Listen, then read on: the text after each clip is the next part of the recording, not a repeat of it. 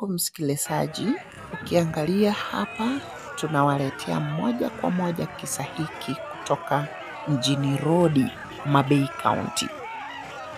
Tunawaletea tu part 1. Part 1 ndo tunawaletea. Part 2 inakuja. Angalia, mwizi alishikwa huku amewekewa nyuki shingoni. Ukiangalia huyu jamaa ana nyuki kwa shingo.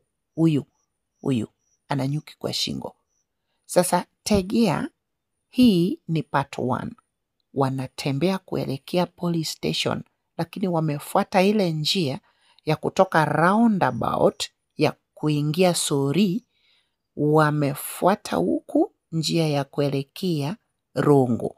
Sasa huyu jamaa na mwenzake, ukiwaangalia vizuri utaona nyuki wengi shingoni.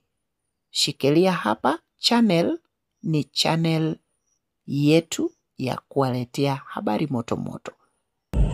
Keta kanyo akelu ni part 2. Jakuogni nyakine gimotimne mbele.